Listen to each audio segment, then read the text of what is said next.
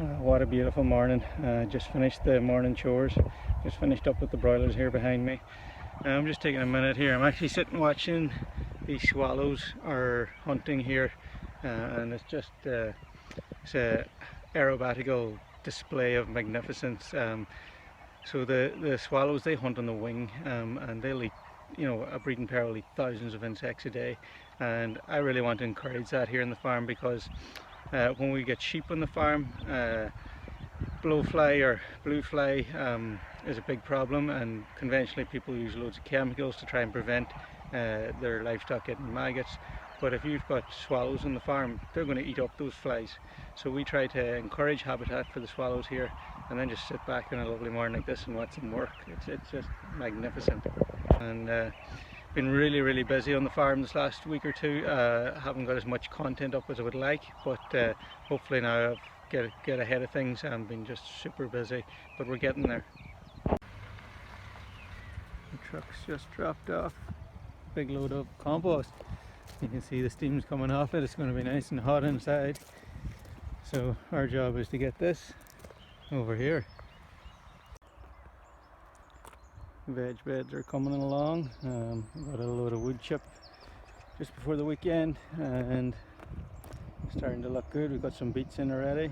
We're going to carry on, so we're just putting down some cardboard over the grass, and we pile on the wood chip and pile on the compost and the wood chip. There's 4 to 6 inches of compost and wood chip on that, which will hopefully keep the grass and the weeds down.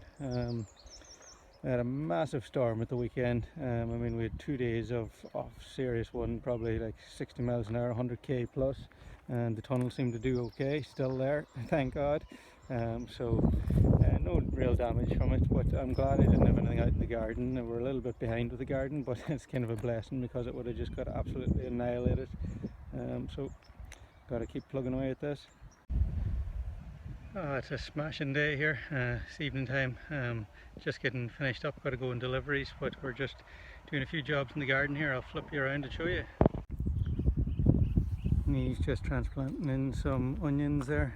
So we've got 7 beds in, and this approach we're doing is called a no-dig approach. It's the easiest way I've found to do gardening. So we're just taking, this is grass, we've just trimmed it back, and we put down some cardboard. Now if I was organised I would have got just a roll of cardboard, but I've got, these are what our feed comes in, so we're just recycling them, and we pour down a good thick mat of compost. There's like 4 to 6 inches of compost here, and you can see like we've gone through a lot of compost. That's 2 truckloads there we're using, so we use a lot of compost, but that's got all the nutrients for what's going to grow our veg. And then in between the compost we put wood chips, and now we've effectively created a blanket, so no weeds are going to want to grow through this, because this is good quality compost, there's no weed seeds in it, and we've created a complete blanket, so the ground, the soil isn't going to feel the need to put up weed seeds, because it's well covered with the wood chips and the compost.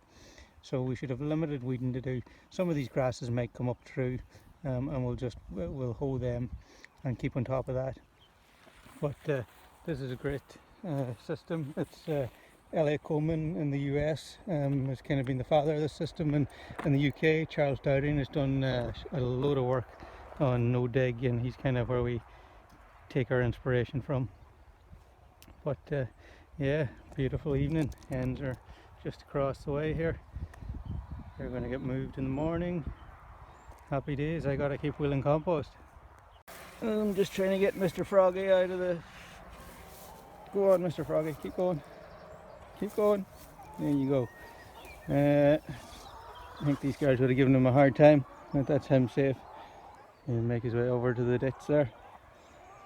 Biodiversity. We run a biodiverse farm. Everybody's welcome. This is our completed chicken tractor. So they're 3 meters by 4 meters. This is kind of the design now. I've got it whittled down to. I like to use it as a white food grade bucket. White's good because it reflects the heat, so the water doesn't get too hot. And it's got a lid which stops any like birds flying over the top and pooping in it. And these are really good buckets because they've got a seal, but you don't want to seal that on there, otherwise you'll create a vacuum. And that just feeds our water, which is here. And these 2 sides pop up, And so I have to hinge mine, so you can see I've got it tied here and here, which makes a hinge because we typically get storms late in the spring and early in the autumn, and you get fed up walking over the field to pick up these roofs, so I got to tie them down, and if there's a storm coming I'll tie it down in the front here as well, just put a strap on it. But you can see our water comes over along this pipe, goes into our water, which we can adjust up and down in height. I do like to put a strap across here. It just keeps the roof, it basically puts in a baseline for this triangle here, and it keeps this propped up because the pressure is pushing down here and down here, and I've tied the two of them together, and the birds can walk in underneath it, and it just keeps it looking nice and sharp because we get a lot of rain here. I don't want the roof sagging and then the rain building up, so by the strap keeps it nice and taut and keeps the roof up so the rain runs off and off the ends here. So we keep plastic on two sides, and we'll always keep that facing into the wind so the birds can get in behind the plastic there and stay nice and snug if the wind gets up, and I can roll that plastic up too if it gets really warm weather. What other things have we done? So yeah, because I've hinged the roofs, I need to put in these uprights, so it's just handy for servicing. We just, both of these hinge up like this here, and then we just pop in this guy here, and it's easy to service. We can feed them and do whatever we need to do. Now to move it, we use a dolly. So I just made this up in like 10 minutes with wood. I do need to make a better one out of 1-inch steel. It'll just get me a little bit closer to the ground, but time wasn't on my side. And also for the handles, for moving it, we use, this is just a steel, this plastic coated wire, which is a little bit, and we put on a bit of, this is just a bit of woven piping to make it easier in your hand rather than pulling on the wire. Now this is a cool little trick that I have done, is I've just put on a bit of tie wire here, which keeps this pipe up off the ground, because if we're moving forward and you just have it sitting on the ground, that pipe gets dragged through the poo, and then the next time when you're pulling backwards you're picking up a pipe that's covered in poo. And it also means if you come along to move it, you don't have to bend all the way to the ground to pick it up. It's right there for your hand. I'm just here checking out the pasture, and you can see behind me we've got loads of beautiful red clover, and we've got a lot of red and white clover in the pasture, which makes me really happy because clover is a legume. It's a nitrogen fixing plant, so for those of you that don't know, it's slightly different to grasses. It has the ability to take nitrogen out of the air and fix it in little nodes on its roots, and it stores it there, and what happens is its neighbour plants who can't do that can borrow or steal, whatever way you look at it, some nitrogen from it, and it uses that nitrogen to grow. So it takes it out of the atmosphere, stores it, and then helps your other grasses. So if we have loads of these guys in our pasture, it helps the whole community, and that's what a diverse community looks like. Not just loads of Italian ryegrass, but you can see the buttercups behind me, and we've got a really nice diverse pasture starting to form here. I'm just having a look at the quality of the work the hens are doing in this slope we're on here.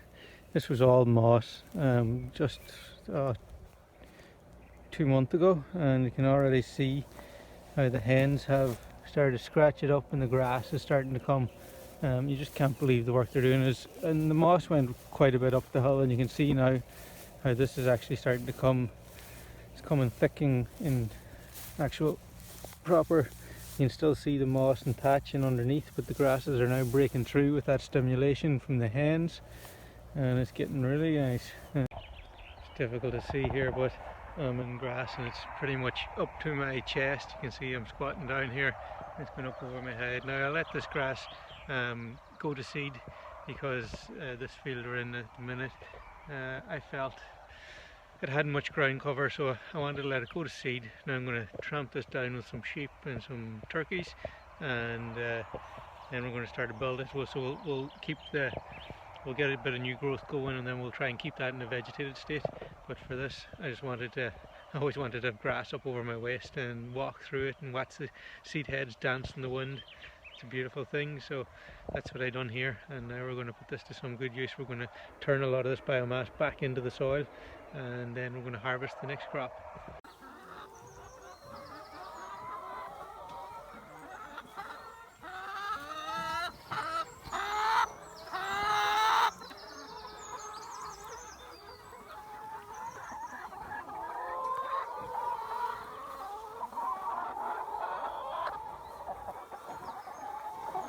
I'm just in the tunnel here, and the tomatoes and cucumbers are doing really well. We put in these cucumbers when they were very small, but they're really starting to take off, and we'll slowly start to trellis them.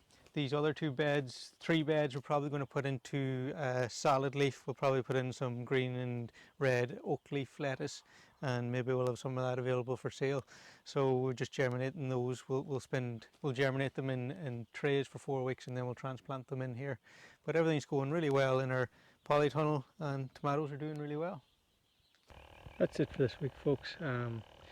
Been another busy week at the farm. The weather's been really good, and growth's really gone into overdrive. We're just 3 weeks away now from the summer solstice, so you know that's a halfway point in the summer. Still a lot of season ahead of us yet, so we're not going to lose the run of ourselves.